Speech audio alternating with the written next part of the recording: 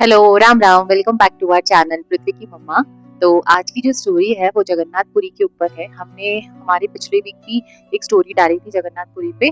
वो भी बड़ी इंटरेस्टिंग स्टोरी है। अगर आपने नहीं देखी है तो हमारे चैनल पे अवेलेबल है, उसको भी देखें और इसको भी देखें। And if you like our channel and stories then please like, share and subscribe so that we will bring more motivational stories and interesting stories in front of you. तो चलिए स्टार्ट करते हैं। आज की जो स्टोरी है वो एक छोटे से बच्चे की है जो अनाथ है और 8 साल का है। उसका नाम है मुक्कू। तो उसने जब से अपना होश संभाला उसने अपने आप को जगन्नाथ मंदिर की सीढ़ियों पर ही पाया। मतलब उसकी जिंदगी वहीं से स्टार्ट होती है। और वो जगन्नाथ भगवान को भगवान नहीं मानता, वो अपना दोस्त मानता है। वो उनको दोस्त जैसा ही बोलता है और दोस्त ही मानता है। तो वो मंदिर के अंदर रहता है और भगवान से खूब बातें करता है, मतलब अपने दोस्त से खूब बातें करता है। वो उनसे रोज जाके पूछता है आपने खाना खाया, आप कैसे हैं, आप क्या कर रहे हैं, और अपने अपना सुख दुख पूरा दिन का जो उसका डेली रूटीन वो भी भगवान से जाके वो डिस्कस करता है या उनसे खूब अच्छे से बात करता है। ये उसके रोज का रूटीन होता है। और जो भी पुजारी, मुख्य पुजारी उसको खाने को देते हैं वो वही खा लेता है और बस वो खुश है। मतलब वो ही उसकी जिंदगी है। थोड़े टाइम बाद क्या होता है कि जब वो अंदर साफ सफाई कर रहा होता है, मतलब जो भी पुजारी उसको काम देते हैं वो बखूबी उस काम को करता है और खुश होकर करता है। तो वो पुजारी ने उनको तो साफ सफाई का काम दिया, तो वो अंदर झाड़ू लगा रहा होता है। तभी एक महिला रोते रोते, फटा हाल है, और वो रोते रोते भगवान के पास आती है और फूट फूट कर रोने लगती है कि भगवान मेरे बच्चे को बचा लो, मेरे पास पैसे नहीं है उसके इलाज के लिए। तो मुग्गू भी वहीं होता है और मुग्गू उस महिला को देखकर बड़ा निराश हो जाता है। तो सारे पुजारी वगैरह सब वहाँ पे होते हैं लेकिन वहाँ पे कोई भी उसकी मदद नहीं करता है। तो वो औरत वहाँ से रोते रोते वहाँ से चली जाती है। बट मुग्गू के दिल और दिमाग में वो औरत छप सी जाती है, वो महिला की। और वो ये सोचता है कि मैं उसकी हेल्प करूंगा। पर उसको ये नहीं समझ आता कि मैं कैसे उसकी हेल्प करूं, क्योंकि वो खुद भी अनाथ है और उसके पास कोई भी सोर्स ऑफ इनकम नहीं है। वो जब सारे मुख्य पुजारी चले जाते हैं, द्वारपाट बंद हो जाते हैं, मुगु लेकिन अंदर ही रहता है और अपने दोस्त के पास बैठ जाता है। पर वो अपने दोस्त को ऐसे पीठ दिखा के बैठता है, मतलब भगवान पीछे हैं और मुगु आगे है। तो मुगु अपने दोस्त से कहता है, दोस्त आपको आपको नहीं लगता आपको उस महिला की मदद करनी चाहिए, आपको उस बच्चे को बचाना चाहिए, उसके पास तो माँ है ना, मेरे पास तो माँ नहीं है। तो पीछे से एक आवाज आती है, तुम मेरी मोती की माला ले लो। मुग्गू एकदम से शॉक हो जाता है। तो वो पीछे मुड़कर देखता है तो पीछे कोई नहीं होता।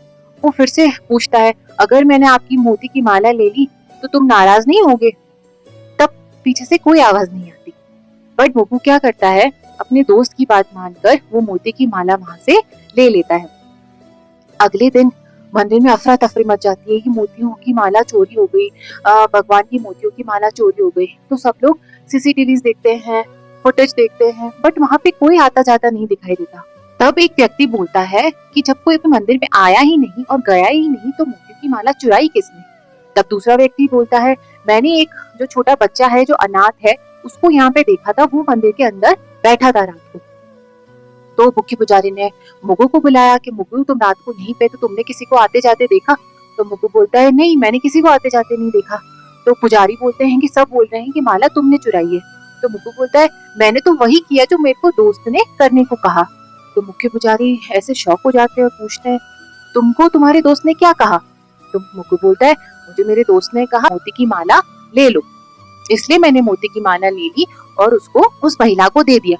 तो मुख्य पुजारी बोलते हैं कि तुमको ये दोस्त ने करने बोला? तो बोले हाँ मुझे दोस्त ने बोला। तो मुख्य पुजारी बहुत क्रोधित हो जाते हैं और वो उसको बोलते हैं कि आज से मुक्कू मंदिर की सीढ़ियों से मंदिर के बाहर रहेगा और वो मंदिर के अंदर नहीं आएगा। तो मुक्कू बोलता है, अगर मुझे चोरी ही करनी होती तो मैं सब कुछ चोरी करता ना, मैं सिर्फ मोती की माला चोरी क्यों करता? और मैंने उस चोरी में से अपने लिए कुछ भी नहीं रखा। पर फिर भी कोई उसकी बात नहीं मानता है, मुख्य पुजारी भी उसकी बात नहीं मानते और उसको मंदिर से बाहर निकाल देते हैं। तो जब वो मंदिर से बाहर बैठता है उसी रात बहुत तेज बारिश आती है और मुग्गू को बहुत हाई फीवर हो जाता है और वो फीवर में ऐसे कांप रहा होता है। जब अगली सुबह लोग उसको देखते हैं कि वो फीवर में कांप रहा है और उसकी हालत ठीक नहीं है तो उसको मंदिर के अंदर लाया जाता है। फिर सब उसको डिस्कस करते हैं कि अब इसका क्या किया जाए। तो एक व्यक्ति बोलता है, मैं एम्बुलेंस बुला देता हूँ। तो दूसरा व्यक्ति बोलता है, अगर ये इतना ही भगवान का प्यारा है तो भगवान खुद उसे क्यों नहीं बचा लेते? तो मुग्गू बोलता है, कभी कभी भगवान खुद नहीं बचाना चाहते हैं, वो चाहते हैं कि इंसान सही फैसला ले। जितने में एक आदमी बोलता है, ये देखो एम्बुलेंस आ गई, हम मुगू को हॉस्पिटल ले जाते हैं। मुगू को गाड़ी में डाल के हॉस्पिटल ले जाया जाता है। वहाँ मुगू की हालत बहुत ज्यादा खराब हो जाती है। तभी वो महिला जिसकी मुगू ने हेल्प की होती है, वो मंदिर में आती है और मुगू को ढूंढती है, लेकिन मुगू उसको कहीं नहीं मिलता। तो वो मुख्य पुजारी से पूछती है कि यहाँ पे एक छोटा बच्चा था ना। तो पुजारी बोलते हैं जी, लेकिन वो उसकी हालत ठीक नहीं है, इसलिए वो उसको हम लोग हॉस्पिटल ले गए। पुजारी को बताती है कि नहीं, मुझे मोती का माला दिया, भगवान की मोती की माला दी और उसको ही बेच के मैंने अपनी बेटी का इलाज करवाया। तो मुख्य पुजारी की आंखों से आंसू आने लगते हैं और वो समझ जाते हैं कि उनसे और सभी लोगों से कुछ ना कुछ गलती हो गई है। इतनी देर में हॉस्पिटल से कॉल आता है कि अब मुक्कू इस दुनिया में नहीं रहा।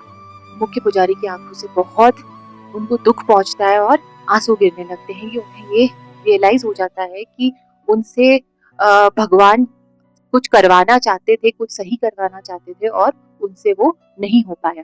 कुछ दिन बीत जाते हैं, साफ सफाई होने लगती है मंदिर की। अब मंदिर का माहौल वैसा नहीं रहा, पूजा हो रही है, पाठ हो रही है, लेकिन सबके मन में कहीं ना कहीं मुग्गों के प्रति जो उन लोगों ने गलत किया वो उनके मन में रह जाता है। साफ सफाई में एक पोटली मिलती है, वो मुग्गू हमेशा अपने पास रखता था उस पोटली को। तो उसको खोला जाता है और उसमें से एक रुई की माला और एक पेपर निकलता है। उस पेपर में मुग्गू की ही हैंड राइटिंग में टूटे फूटे उसमें लिखा हुआ था कि अगर भगवान की मोती की माला वापस मिल जाए तो इसके लिए प्लीज किसी को दोष ना दे। ये पढ़कर मुख्य पुजारी बहुत दुखी होते हैं और वो ये बात किसी को नहीं बताते, अपने तक ही रख लेते हैं।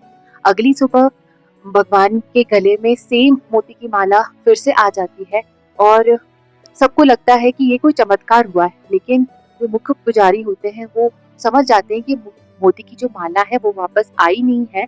भगवान ने उसको वापस हमें मिलवाया है ताकि हम ये समझ पाए कि कभी-कभी हमारे गलत फैसलों का भुगतान जो है वो किसी ना किसी को करना पड़ता है। मुख्य पुजारी को बहुत अच्छे से समझ आ गया था कि जगन्नाथ भगवान जो है वो मुग्गू के थ्रू उस बच्चे की हेल्प करना चाहते थे और मुग्गू ने वही किया जो उसके दोस्त ने उसको करने को बोला।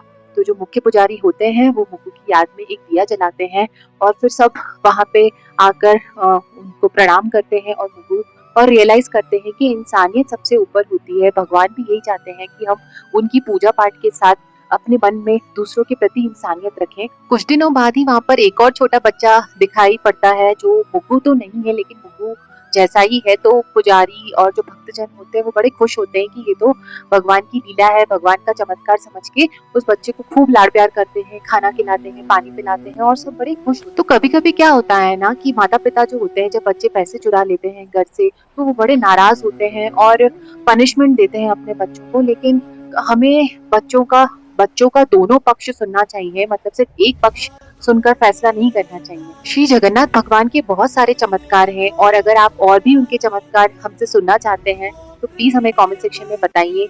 हम और भगवान श्री जगन्नाथ भगवान के चमत्कार आपके सामने लेकर आएंगे। Thank you. राम राम। जय हिंद। जय भारत। बाय। कल मिलेंगे अगले वीडियो के साथ। तब तक की like share and subscribe. I love you.